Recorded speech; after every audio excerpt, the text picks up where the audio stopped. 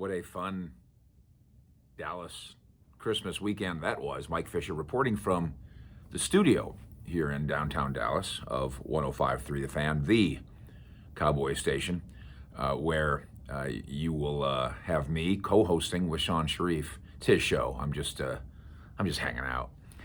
This will be Monday through Thursday of what is now New Year's week, 5:30 to 10. And that's where we hang out this morning to discuss what the Cowboys, and not to mention the Mavericks, just accomplished on a wild Sunday. Let's dig into the Cowboys a little bit. And I think the question of the day is that the real Cowboys? Did we just discover the true identity of the Cowboys? 37-17. We were there at AT&T Stadium, of course. Thank you for following our coverage as we go wherever the Cowboys go. 37-17, and yeah, they were down 14-3 early, but once they got back into it early enough, they were unstoppable in terms of big play on offense. And here's the quote that I think Mike McCarthy wants the world to hear.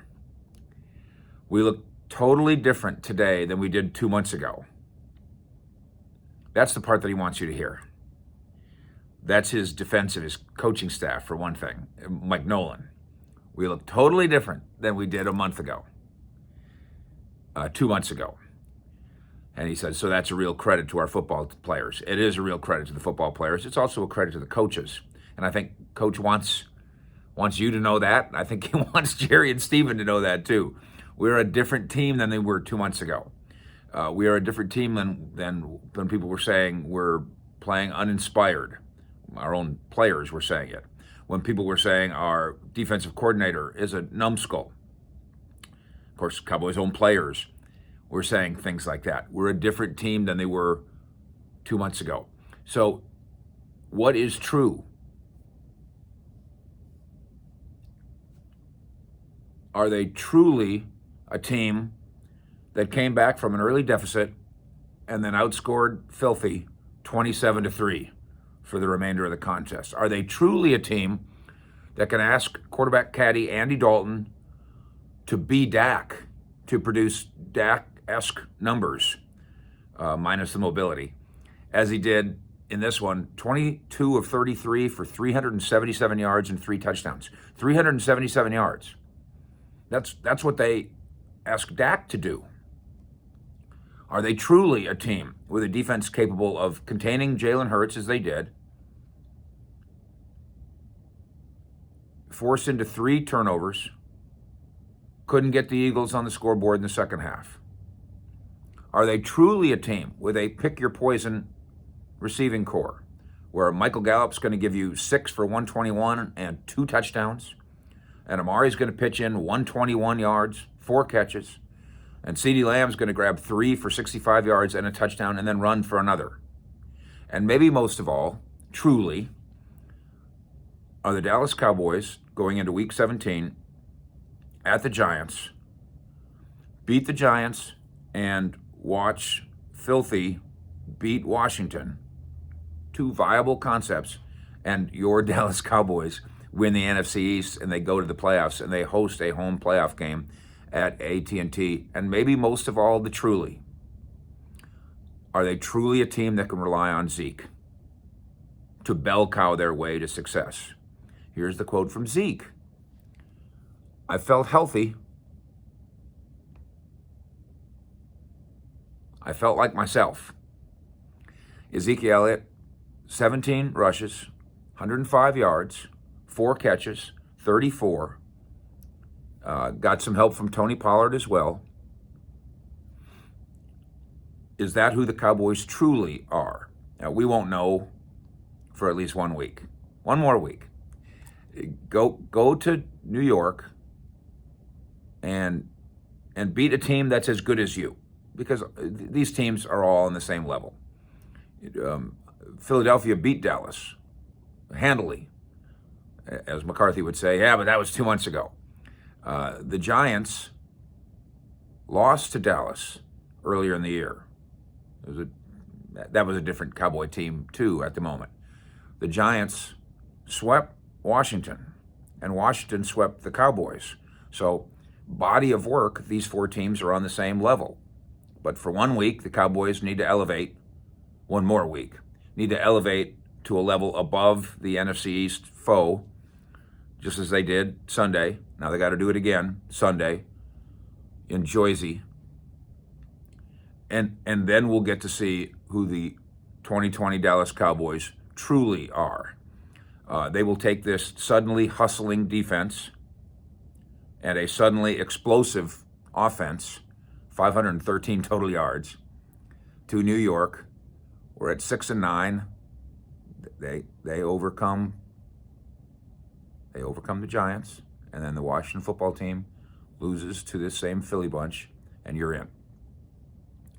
It's going to be kind of awkward, kind of unusual. On Tuesday, we'll have Jerry Jones on the show on 105.3 The Fan, and on our list of things to contemplate with Mr. Jones, welcome to 2020, or what's about to be 2021, where in the final week of the season, the Cowboys find themselves having to root against Jason Garrett, something Jerry Jones has almost never done, and find themselves rooting for the Eagles, something obviously that Cowboy fans find uncomfortable and unusual, but there you are. I talk all the time about body of work when it comes to the judgment of a team and the grading of a player and the firing of a coach. Mike Nolan is making his case. You go back to the game against Cincinnati, where without any question, and the 3 takeaways early, that was a football team defense that played inspired. They did it again the next week, and they did it again Sunday. Now, 3 straight wins does not make you a world beater, but 3 straight wins does open up the argument for Mike McCarthy. Do it again now. Do it again at the Giants. And then Mike McCarthy, then when he sits down with the Joneses, says, listen, you're right. Fisher was right. Trying to install a defensive system over WebEx calls online without having ever met the players was really dumb. It was, or the way McCarthy would say it, maybe he would say it was too ambitious. It was too ambitious. We bit off more than we could chew. But now it's installed. Now we do know the players, not just via Zoom meetings. The players do know the system. It's not just up on a blackboard. We're playing it. We're practicing it. Now you're seeing the cumulative positive effect of letting this cake bake. And look at our defense now. Philosophically, we don't look nearly as stupid as we did 2 months ago. Mike McCarthy, 2 months ago. Effort-wise, we don't look as lackluster as we did 2 months ago. 2 months ago, Mike McCarthy's thing. We look like the real us, with Tank Lawrence and Randy Gregory and others up front doing damage, with guys in the secondary, and really all across the board. Again, this isn't to say that there aren't vulnerabilities on this defense. There certainly are. But Diggs makes a big play, and friend of the show, Anthony Brown, makes a big play, and on and on and on, to where we can still criticize the Cowboys defense for having the flaws that it has, but we can't criticize them for lack of effort. Now we can't criticize them for lack of production, not in the last 3 weeks. And as always, when the coaching staff comes up with some bit of silly inspiration, if it doesn't work, you never hear about it. Or you hear about it and you make fun of it. Coach McCarthy pulled out the watermelons again. And this time it was team captains that got to grab the sledgehammer. One of those was Tyrone Crawford. And I think, by the way, our exclusive now is starting to kind of ooze out into the atmosphere, the idea that Tyrone Crawford may be considering retirement. So give him a sledgehammer and let him go at it. And I think it was C.D. Lamb that said this time Coach McCarthy, just as they did with the sledgehammer and the watermelons before the win at Minnesota, this time he put candy into the watermelon. And C.D. Lamb says, we broke the watermelon, but I don't think anybody ate the candy. So the smashing of watermelons is the smashing of goals. This is how many points we'd like to score. This is how many we want to give up. This is the yardage you want. And then let's smash a watermelon because the ultimate goal is a win. Really silly if it doesn't work. A stroke of genius if it does. And you combine what the Cowboys did over this weekend with what the Mavericks did with the all-time NBA record in the shot clock era, which goes back only 70 years, of blowing out a team, Clippers, at LA by 50 points in the first half. 77-27 was the halftime score, and the Mavericks cruised to a victory. And guess what? Afterwards, Luka Doncic says, a lot of people judge this after 2 games, paraphrasing a little bit, he says, but this is the real us.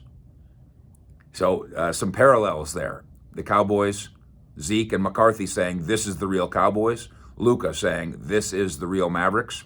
And me hoping that this is really true. Monday through Thursday with Sean Sharif in mornings on 105.3 The Fan. And then, of course, Kessage on social media and all over the place. Thank you for subscribing to what we do on our YouTube channel. And thank you for finding us at Fish Sports as well. Fish out.